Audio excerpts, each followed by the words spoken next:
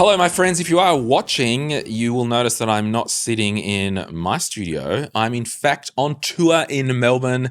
Today I am in the studio of The Property Couch. Is this, Ben, the couch? This is there was an original one, right? But it was too big, so we needed to bring it in. So we replaced it. I think people might remember that it's that it has changed over the journey. Yeah. So Ben Kingsley is the host of The Property Couch. You've got a big couch crew empire here in Melbourne. We're going to have a bit of fun today. I want to talk about the opportunities and the risks of particularly every friggin' second question in our Facebook groups about property. I don't know. Everyone's just like Australia's love affair, mate. It's a barbecue. They do. And we're going to talk about probably the opportunity and risks into the end of 2026 and into the start of 2027. Yeah. If someone wants to buy an investment property for their first property, their next property, a property. I will say we are recording this on Wednesday, the 10th of June. It's scheduled to go up on the 16th of July. So just have some grace if you're listening to this and yesterday they legislated that the CGT rate is changed again and there's a 40% floor, not a 30%. I don't know. But we're going to have a bit of a hoot and a half. Ben's book, How to Retire on $3,000 a Week. Geez, that's a book. So you wrote this with Bryce. Yes.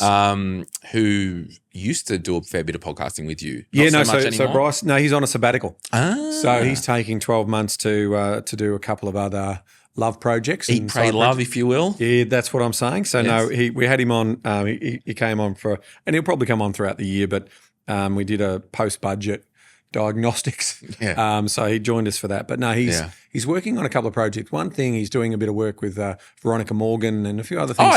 She's out of Sydney.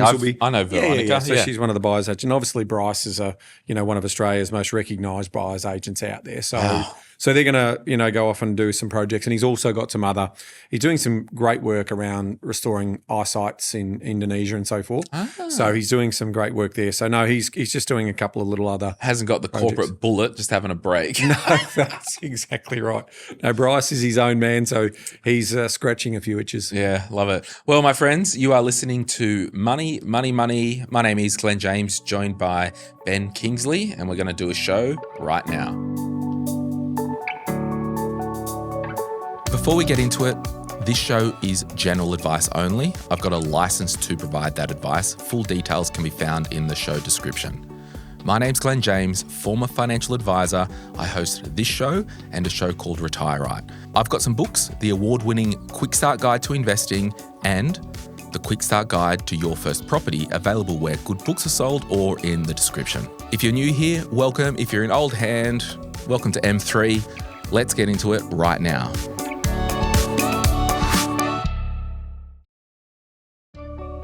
Okay, so elephant in the room, if you will, around you property people.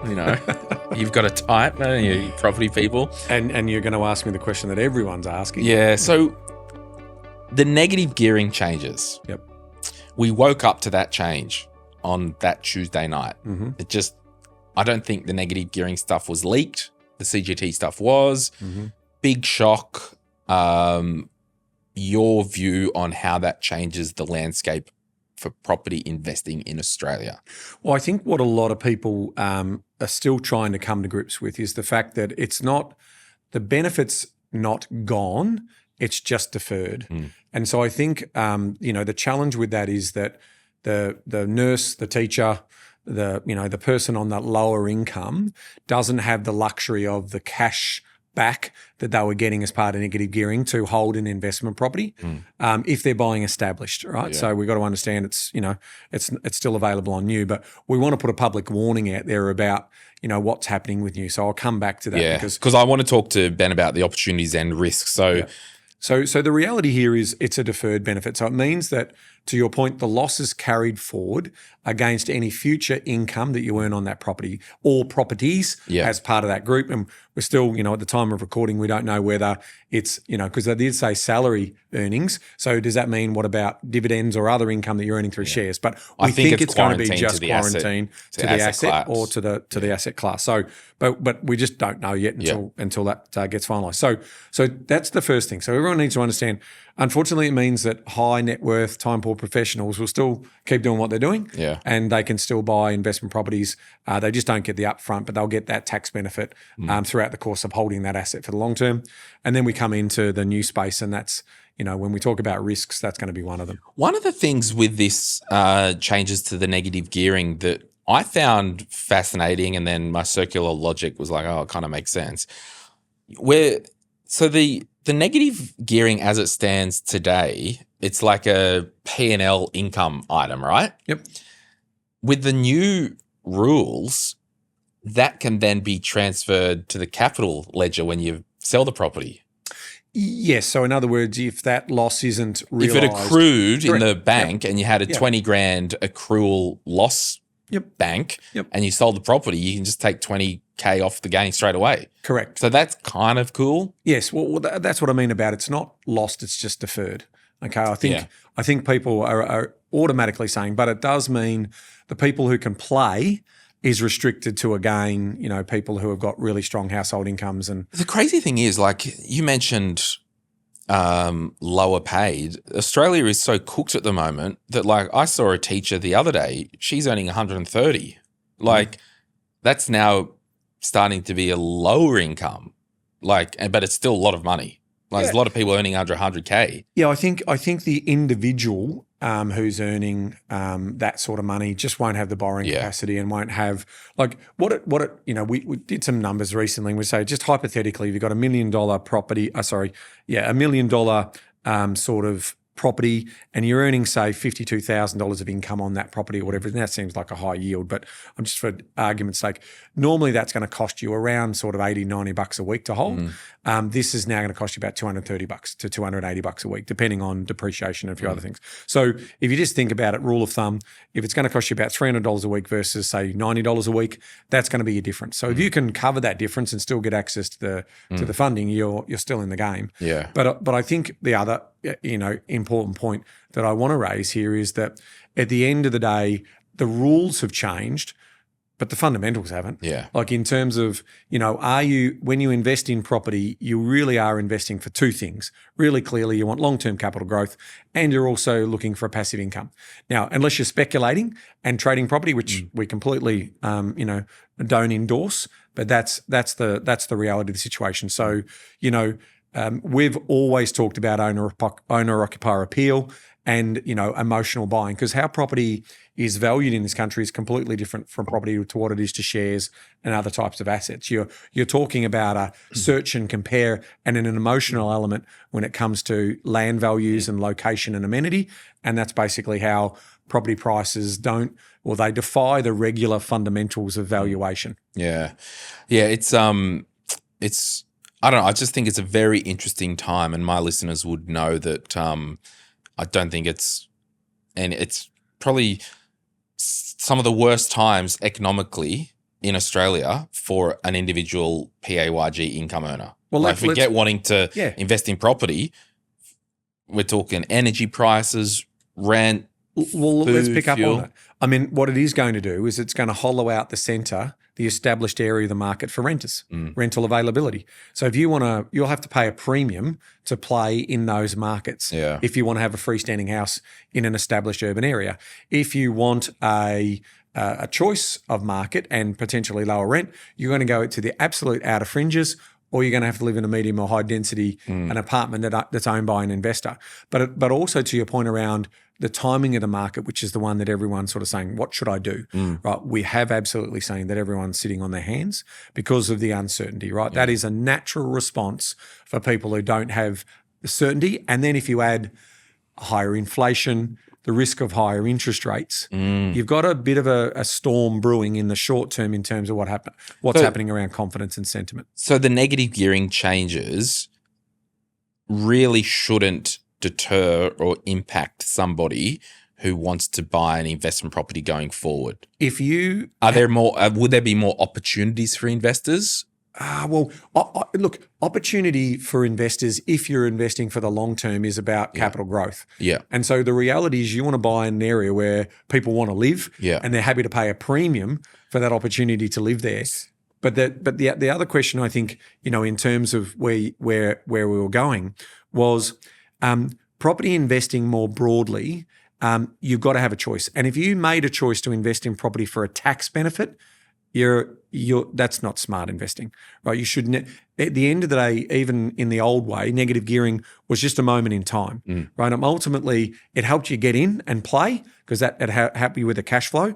But it's a dumb, completely stupid strategy to think that I'm just going to buy a property and get the negative gearing benefits, which might amount to maybe 30 or 40 grand. Yeah, because you could still buy a dog. Correct. Yeah. Correct. And that's what they were doing. They were buying house and land packages and off the plan, which completely underperformed the broader market. So you need to understand land to asset ratio. You need to understand things like Ricardian rent theory and, agglomeration economies. You need to understand that economic activity, human interest and human behaviour drives property prices over the long term, not the short term sentiment that might be driving the market or animal spirits. You property people talk about buyer's market, a seller's market. Yep. Even East Coast, Brisbane, Sydney, Melbourne, maybe a bit of Canberra. No Canberra. No? No. So don't ever buy property in Canberra. Unless you want to live there? Purposes. No, unless you want to you might as well just cut the check as a donation to the government because the land tax in Canberra is robbery. It is completely disproportionate. Me of Victoria. You think, go and compare land tax in Canberra compared to Victoria. You'll actually think that Victoria is some type of token angel. Really? You are just collecting rent on behalf of paying the government in Canberra. So do not, under any circumstances, ever buy investment properties in Canberra until they change the rules. And they'll have to change the rules because there'll be no people rental wanting stock to build that you're going into that market. So now the way in which people then invest in Canberra is they buy in these medium and high density. Well, there's no scarcity of supply. So dumb decisions. So if you're going to buy in the Canberra region, buy on the New South Wales side of the border. Yeah. Right? Because you don't have the stupid land tax that you do have in Canberra. Love it. So Canberra aside. Yes. I was having a go at you property people just for fun. Are we moving second half of 26? Is it generally a buyer's market now or a seller's market? With all the recent uncertainty, I mean, auction clearance rates dived within 10 minutes after budget night. Yep. I mean, we are going to at see the a start class of June. action against the government because they've obviously tanked property prices for everyone. Yeah. But before you answer the the other question. My whole thing, and I've been saying this for like 5 years now, right? If a property in a local suburban area, an hour and a half out of insert capital city here, was for a first home buyer $1.1 million, right? If that property price fell by 10%, 15%, plausible for 10, still doesn't move the needle on someone wanting to buy that much. We've still got a big problem. It's cooked. Well, the reality is still, if you want to live in a major urban centre to earn a higher income and, live an aspirational life, there is a rent you have to pay for that. And there's a utility rent. And that's what happens in every major capital city in the world, that the land value is high. And when the land value is high, the cost of property and living in that location is also high because you're paying, in a way, a value tax on the utility and the lifestyle that you're choosing. So if you want to then move out and live in the bush, there's cheap land in Australia. There are lots of it. And we've got a truckload of land here. So then you ask yourself the fundamental question, well, what drives land values? Well, what drives land values, we keep coming back to it, is economic activity and that human interest in human behaviour. Because some land will be a price taker, some land will be a price maker. And the land that's the price maker is the scarce land that's fully utilised and has future productive use when you start thinking about it from a technical term in terms of that. But most punters out there. If if in terms of the market sentiment, particularly for people wanting to buy a home, it was pretty hot first half of the year. Yep. Are we feeling it might be a bit more of a buyer's market now? Definitely. Yeah. I mean, the proof is in the pudding. We've seen listings increase, and in terms of what we call absorption rate, so the technical term for how many of those properties are being sold over any time. So we've stopped that. So that absorption rate has slowed down, which means our stock on market and how long it takes to consume that is blowing out. So this is where a classic case. If I said to you, Glenn, in a market turmoil where you're seeing a serious correction in equity markets, is that a time to be fearful or is that a time to be opportunistic? Well, it's what the book says and then what your emotions say. And it's sometimes hard to reconcile those. 100% it is. And that's why a lot of people sit on their hands. Yeah. But guess where all the smart money goes? The smart money goes in when everyone else is fearful. Because that's when, in terms of if we think about... Hang on one second, I'm just going to buy some Bitcoin at the moment. No. That's not a business, right? At the end of the day, when you're buying shares in a business, are the fundamentals of that business changed or not? Yeah. Or is the sentiment in the short term and the expectation? Yes, it's the sentiment in the short term. So you buy in these troughs, Bryce and I and anyone who's sort of followed our thesis in investing, you buy an investment property when you can afford to hold it for the long term. Okay, and you've done all the work and you've got a 20, 30-year horizon. The second best time to buy a property is when everyone else isn't buying them. Yeah. Because if you've got to compete in that market, you've got to pay the market price for that. Now, that market price is coming off in the short term. So then the question is, well, do you want to ride the cycles? Because we go through these cycles, these cyclical troughs, and we're going through one now, and it's been manufactured through change of the rules, but do those fundamentals still live? Like, is it still true that there's going to be high desirability to live in great locations in great capital cities that provide you with an amenity benefit, with a lifestyle benefit, and with also an employment benefit? Yep, that's not going to change. So if our cap cities are becoming, like I've also said for years that like Sydney is now just an international city. 100%. In terms of... And it's priced accordingly. Yeah. And you might be a long-term renter, for example. Yep. Well, again, that's your choice. If you want to stay in that market and enjoy the benefits, in other words, the rent, the utility of that city. Yeah, but this is where like the philosophical cap has to be put on. Of course. Because we want to live in big cities. Yep. We want to go to the hospital in the big city. We want the cafes. We need people that work in there. Yep. We still need it to be affordable for our everyday service type occupations or our people who work in the city to serve the people who want to live there and do remote work or whatever. But so how economics works in that particular case? If you don't get the workers, then the reality is you've got to pay the economic rate for those workers. So those workers will actually get a higher rate of pay. Yeah, so to move into that because your market forces will correct step in. Exactly. And so because the alternative of that is that if you go to a more socialist setting where you do say, all right, it's a basic human right that everyone should have shelter and that shelter should be in those locations. Well, you don't then get the other components of that, which is the investment. These are the sort of things I talk about, the 5 engines of momentum. That's human capital concentration. That's demographic sorting. That's amenity and service upgrade cycle. So that's when you start seeing that. Then you see the institutional capital flows. So that new restaurant that was built, well, there's service departments above, or you've got, you're getting all of that. And then you get that narrative and reputation, that brand.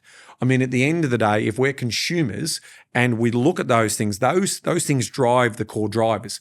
The 7 economic fundamentals are all the things that push land values higher. And they are the 5 economic, those engines of momentum. So to your point then, everyone says, oh, we're not going to get the workers. We're not going to, well, you will, because these people are high net worth, or they're happy to pay a premium in there, and they'll pay a premium for the better surgeons, the better specialists, or whatever that might happen. So because the alternative of that, if you slow that economic engine down, you actually don't get the vibrant agglomeration effect and that specialisation. So all wages fall, and then the conditions in the city fall, and then the whole town starts to looks like Chicago before you know it. Correct. I wonder, like, with living in a capital city or an apartment or renting, we'll say renting, right? Yep.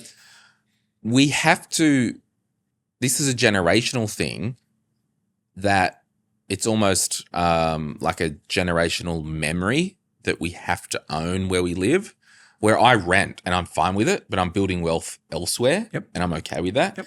So the question is, if we do want to live in the middle of Melbourne, well, the reality is, it could be a dumb financial choice to buy an apartment and live in it because it's probably too expensive. But for me, like, I live in Newcastle on the harbour. Yep. I own an apartment in Newcastle. It's a story later. Yes, I bought it off the plan, but yes, I made lots of money. Because it could have been unique and have uninterrupted. Exactly. All so all of those fundamentals. So the thing is, I've had to have the mindset of it'd be lunacy for me to buy an apartment where I want to live because I can do better with my money elsewhere. But that's a mindset thing. Well, that's an economic trade-off. You touch on the human interest and human behaviour stuff here. Bernard Salt tells this story quite well as well. For some of our new immigrants, if they're from an environment where it is high density, and high density is what they're comfortable with, they actually do want, by choice, to live in, that vibrant community. That's what they understand. They understand that noise, that sound. You go and move them out in the suburbs and it's like, that's just a bit quiet for them right now. But if you look at Sydney versus Melbourne, in terms of the level of density in the Sydney basin is far superior and so people are choosing to raise families in unit blocks and have one child or two children in that area. In Melbourne, we're still not generationally there because we've got, we're living on a volcanic flat, right? And so we've still got plenty of land. So there's no parameters in terms of that. And if we make transportation convenient from those areas, maybe they do want to live that great Australian dream of the white picket fence and the quarter acre block or whatever. So they'll keep pushing out. But there'll be people that choose the inner city lifestyle, and then they'll have a substitution effect, which is, all right, I'm going to not own, but I'm going to invest in other means to create my wealth and provide my financial security.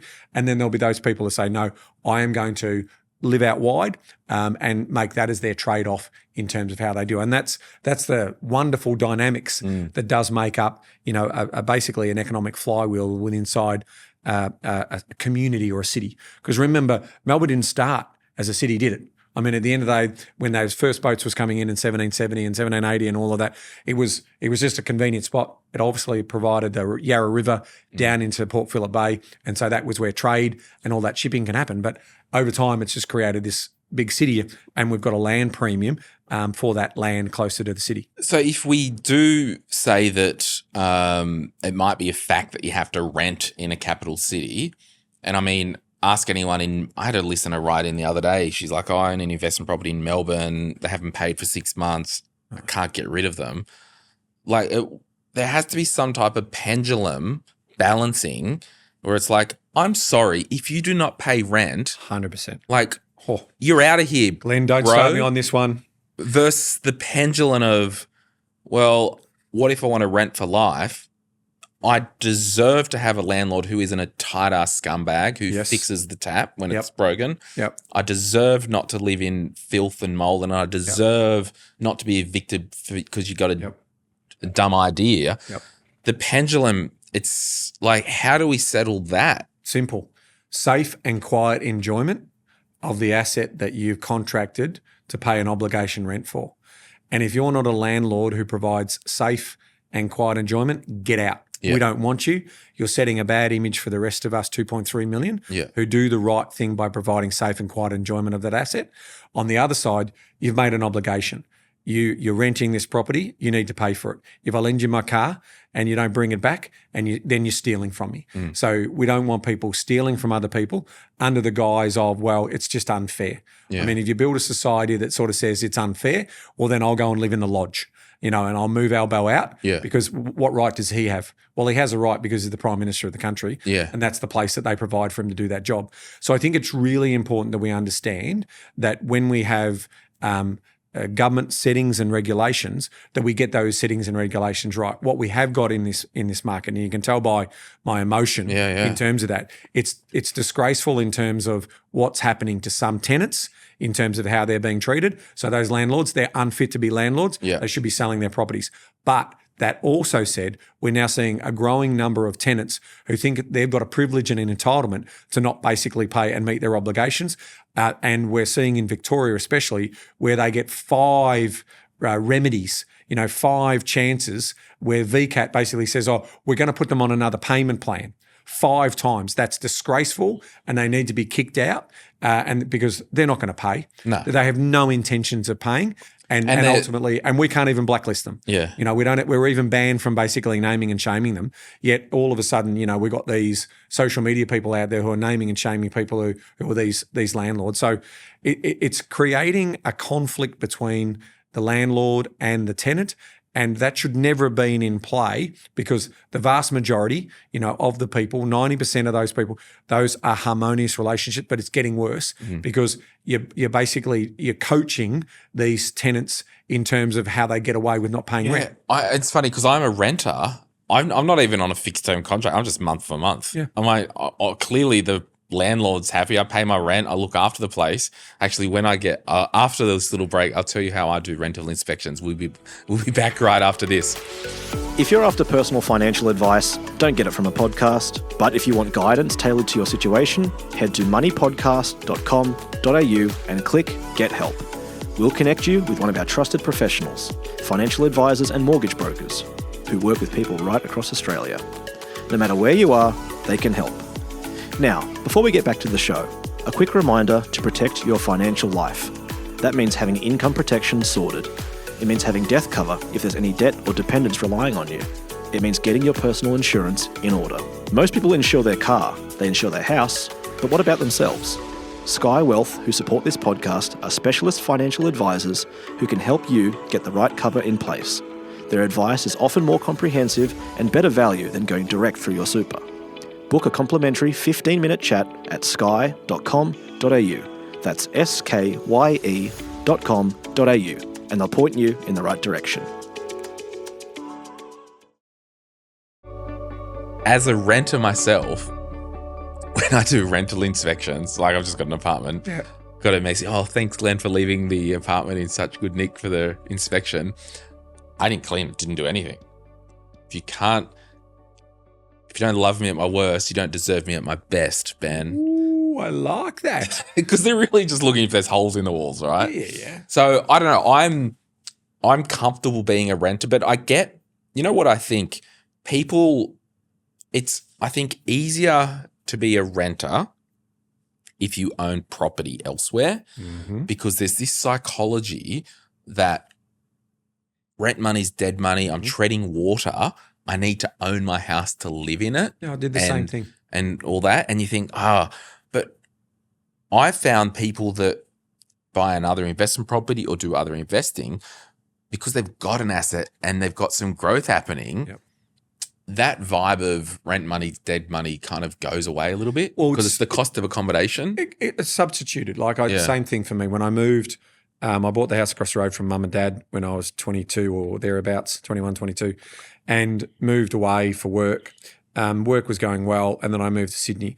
And then so I was always justifying that the mortgage that I'm paying whilst I'm renting out that property was still paying off my mortgage in some respects. So it was a sort of like for like. And I think, when you are in that situation where you're at least trapping your surplus and putting that money away, that's the big thing here, making your money work for you. I mean, if there's one message, because I know your podcast is all about personal financial management, right? And I love that. And I absolutely love this idea.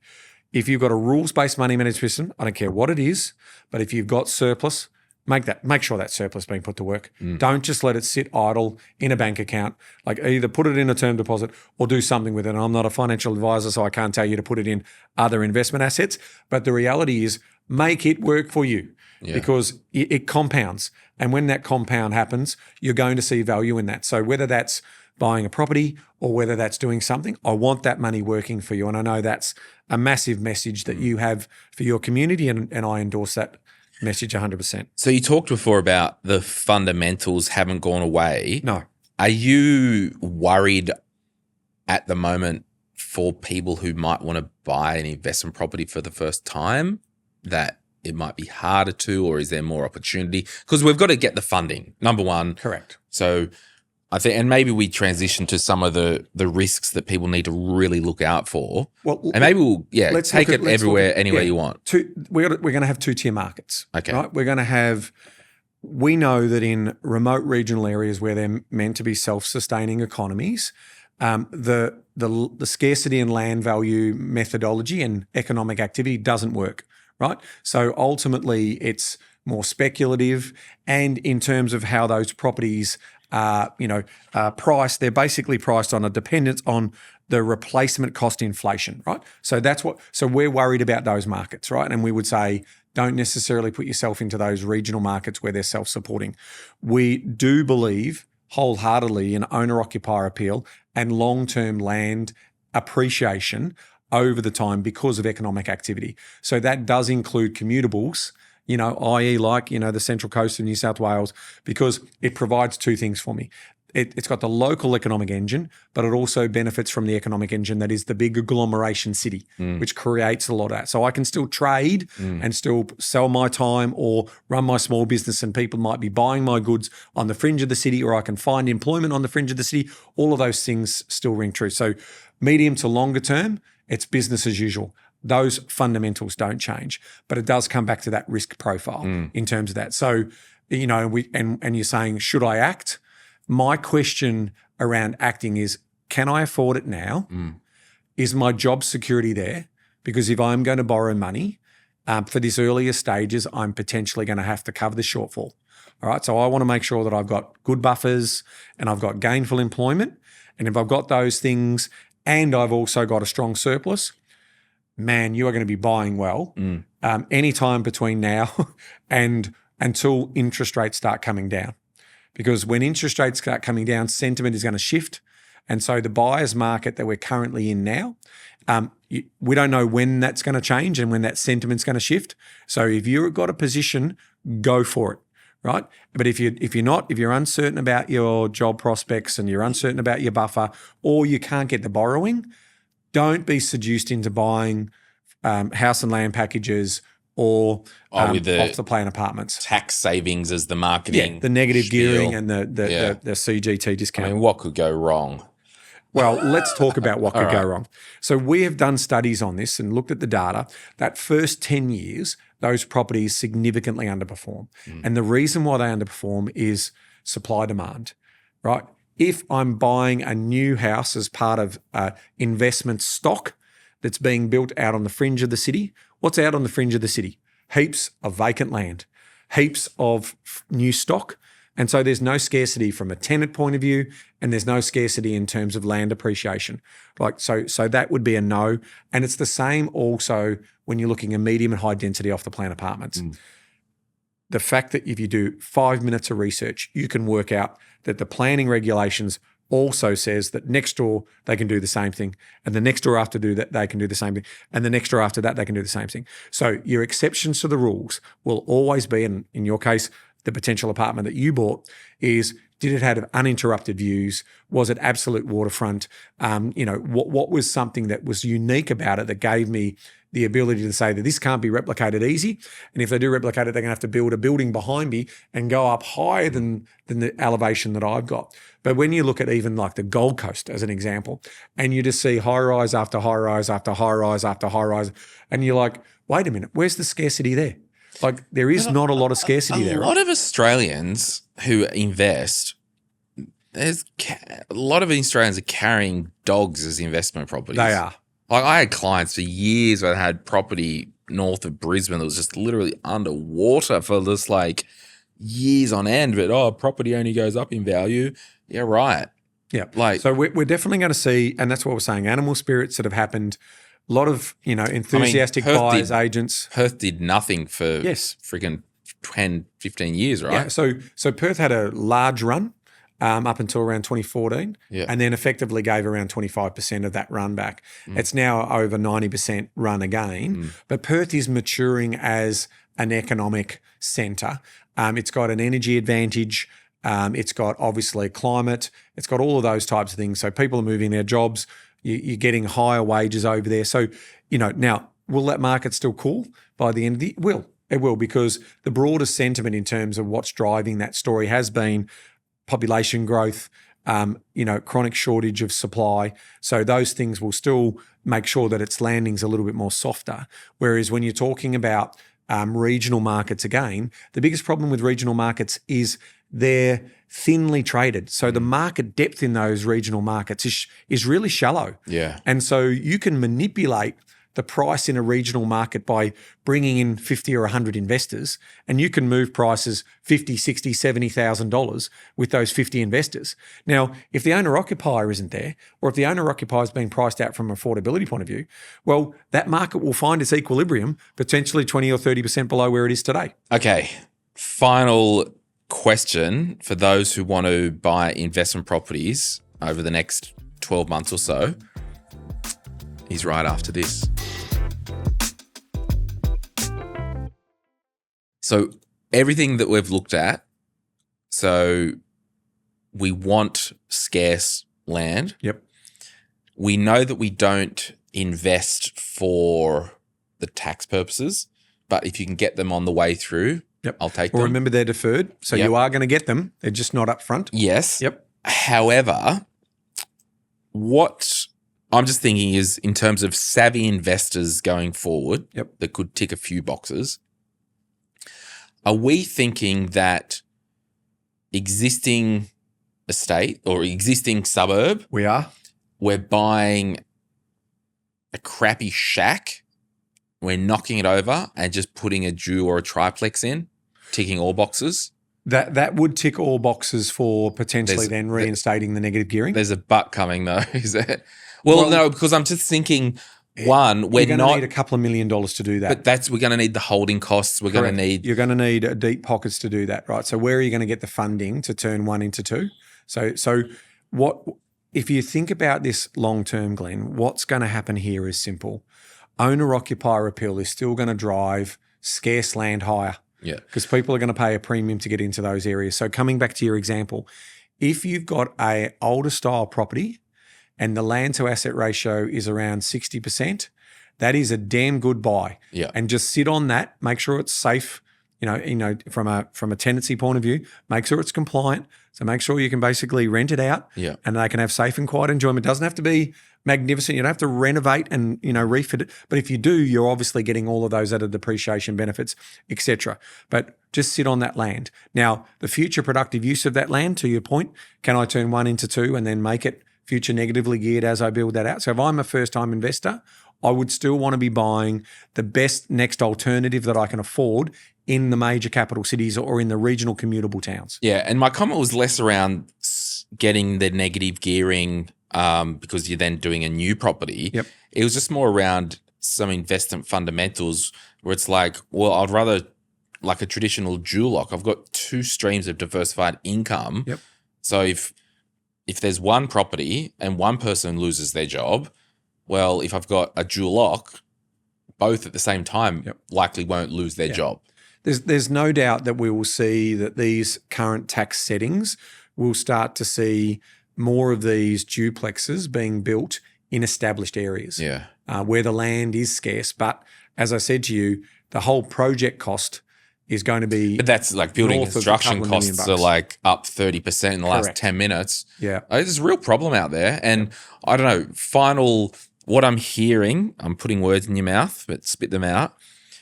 Potentially, if you're wanting to buy an investment property, you've got to ask yourself, would someone like to live here in terms of livability? Owner-occupier appeal. So later I can sell it as an owner-occupier or literally as a because I'm buying it as an investment property, but I still want it to have the owner-occupier appeal.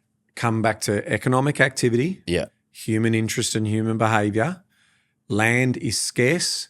the per square metre cost of land will continue to appreciate in those areas. Yeah. It will not in other areas where the economic engine is small and there's no land scarcity. Yeah. So that is the fundamentals for long-term capital growth. And it's remember, an investor is a price taker, not a price maker. We always want to be on the coattails of where owner-occupiers want to live because they pay an emotional price for the asset. We should pay a practical price for the asset. Last question. I've just got 800 grand to buy my first investment property. You got 800 grand, right? I'm like, oh, Ben, got to go. I'm running out the door. You turn around and say to me, Glenn, whatever you do, don't. Don't buy brand new house and land package. As an investor. As an investor. There you go. That's funny because we actually really cautioned that in our new property book. Well, if you want a return on investment, don't do it. If you do, you just don't do it. My whole thing is if you go down that road, particularly if it is your first, maybe make sure it's in stage 3 of 3. Or maybe make sure it's a turnkey from the get-go so you don't have any of the construction risks or costs. Yeah, well, but again... But are you going just fundamentally? It's fundamentally, the safest bet is not to touch it because there's no scarcity. You've got to wait for the scarcity and the amenity to arrive where I'll get a premium for the emotional side of the purchase. Yeah. So I wouldn't be touching those as a general rule of thumb. If you've got some exclusive on a lake, on a court that's, there's only 3 people in one court within 5 kilometres, you still get a premium, right? Property is heterogeneous, right? Which means that every property is a monopoly in its own right because it's all being determined in its own thing. But how we value property is the comparable sales plus the emotional price attached to that. So it really is worthwhile making sure that you avoid that type of purchase. Come and buy it in 25 years, right? When the area is all established and the improvements on the land, because they're the liability.